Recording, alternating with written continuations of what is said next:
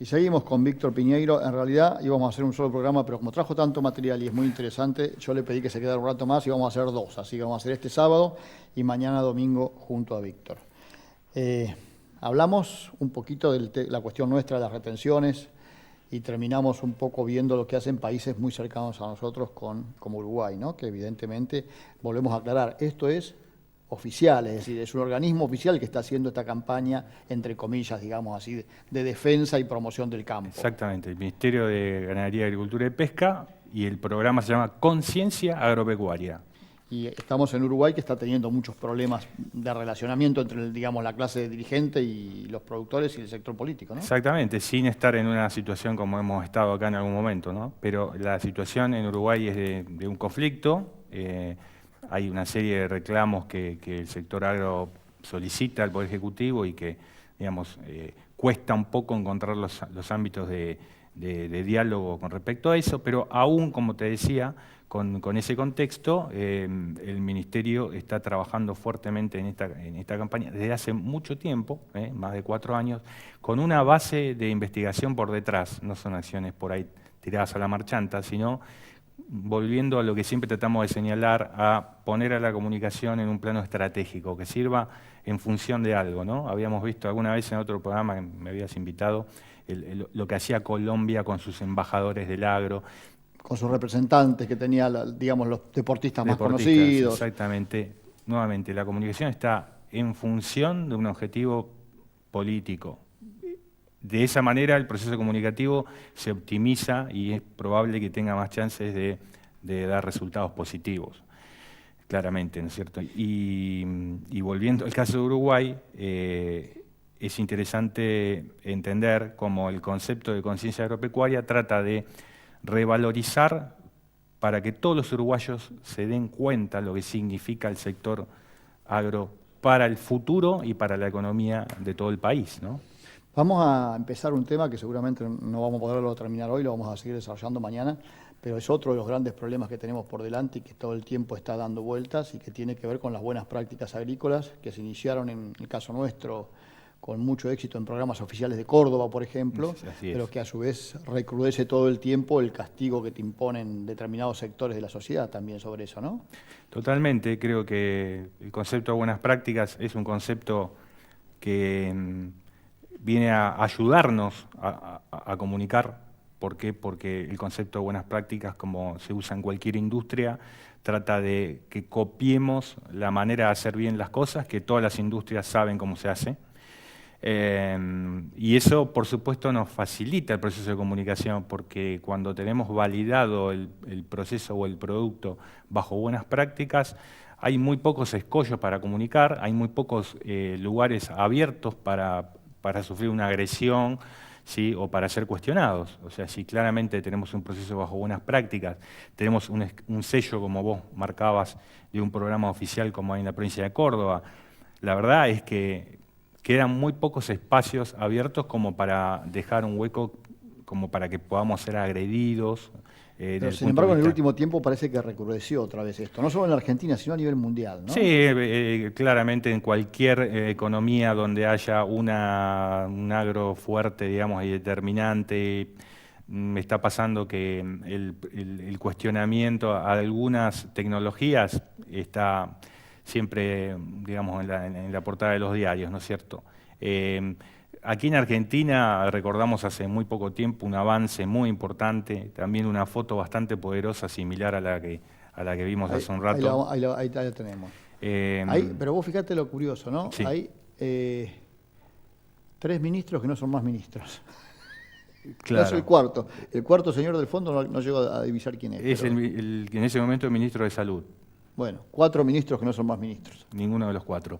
Nuevamente, la dinámica de la política argentina que te lleva puesto cualquier estrategia que puedas hacer, ¿no es cierto? Pero ahí que se estaba comunicando. En ese momento, la verdad es que la foto fue nuevamente una herramienta de comunicación muy poderosa, porque en ese momento eran 4 ministros. Ciencia, tecnología, medio salud, ambiente, salud y agroindustria. atrás de un tema que, si hablamos de polémica, es el número uno en casi todas las latitudes de la agricultura, como es la aplicación de fitosanitarios, ¿no? En esa instancia, la presentación de un documento de trabajo que fue, de alguna manera, resultado de muchas semanas de expertos de los 4 ministerios trabajando, y la presentación de ese documento consolidado, que luego se presentó a consulta pública, y que es la base para, si Dios quiere, en algún momento no muy lejano, pueda ser tomado por los legisladores. Ahí tenemos los... Esa es justamente la portada de la consulta pública, que estuvo durante 30 días abiertas, entre paréntesis. Que tuvo muy poca participación, ¿no? Sí. Para lo que era esperable. También, digamos, a la hora de sacar alguna conclusión o de hacernos algunas preguntas, podemos plantearnos si la participación no fue masiva, ¿no? Porque estuvo abierta 30 días, una consulta pública, cualquiera puede entrar. Quizás lo que habría que revisar es la manera en que se difundió, y también un poco, yo creo que lo que pasó mucho es que hubo buena participación institucional, es decir, instituciones que oficialmente volcaron su comentario. Eso de alguna manera abarca a los miembros de esa institución. Y también creo que a nivel de productor en general un poco se entendió como que había que entrar a poner alguna opinión técnica. Y claro, muchos por ahí no nos sentimos capacitados para aportar algo novedoso desde el punto de vista técnico, ¿no es cierto? Sin embargo, la consulta no necesariamente pide una opinión técnica. Uno podía entrar a alguna de las sectores de la consulta y simplemente brindar su apoyo o simplemente marcar lo importante que son estos tipos de procesos participativos. Por ahí había eso otra no que estaba tenía que ver con la consulta, había otra imagen que tenía que ver con la... Sí, ahí están en esa placa, por ahí no se ven los numeritos, pero sí... Ahí tiene la cantidad de participantes. 176 participantes en el capítulo de consideraciones generales, que fue el que más participación tuvo, 112 y 119 los otros dos. Sí, pero es muy poquita gente en realidad, ¿no? Más son allá pocas que sean entidades en algún caso. Sí, creo que son pocas. Creo que, bueno, con el tiempo, en la medida que este tipo de mecanismos sean más masivos, deberíamos tener más participación. Una buena proporción de esas comentarios son del sector por ahí que está más cerca del ambientalismo y más crítico. Por eso, ¿no? te digo, es decir, es como que se dejó un espacio para que... sí, sucede eso, ¿no? El perfil... El activista está siempre ahí. Exactamente, el perfil de la persona que participa más desde el lugar del ambiente es por ahí un poco más activo al del productor, ¿no es cierto? Eso es lo que tenemos que espabilarnos un poquito y darnos cuenta que muchas de las cosas que pasan y que llegan a la prensa pasan porque no nos animamos o no tomamos el rol participativo de brindar nuestra opinión, ¿no? Entonces ahí se vio un poquitito eso. Ahí, hablando de la prensa y las comunicaciones y demás, tenemos creo que una imagen de un Twitter, ¿no? De un conocido comunicador. Claro, es interesante marcarlo porque a veces cómo son los mecanismos de la comunicación, ¿no? Esto fue hace unos meses atrás, 3 o 4 meses atrás, hubo una denuncia por una aplicación de fitosanitarios en San José, en Entre Ríos, exactamente. La verdad es que el hecho, bueno, es una denuncia, hay que investigarla y se verá qué es lo que pasó. La empresa que fue denunciada generó una pieza de comunicación muy profesional para explicar qué es lo que había pasado, cuáles fueron sus sistemas, digamos, de protección, sus mecanismos de buenas prácticas. Sin embargo, el comentario fue levantado, digamos, fue generado primero por una agencia oficial de noticias mencionando la palabra agrotóxico, es una palabra que sabemos que no tiene un fundamento técnico para ser utilizada, y luego esa noticia fue levantada por Marcelo Tinelli, que entre paréntesis es digamos, el usuario de Twitter con segunda cantidad de seguidores en la Argentina. Primero es Kun Agüero y segundo es Marcelo Tinelli con 10, creo que 11 millones de seguidores. Con lo cual, Marcelo levanta ese comentario desde la agencia Telam, hace un comentario negativo con respecto a los agroquímicos y, claro, eso llega en forma directa a 10, 12 millones de personas que son sus seguidores, más las réplicas que siguen, ¿no es cierto? Entonces ahí es interesante ver de qué manera se construye un poco el mensaje de comunicación, ¿no?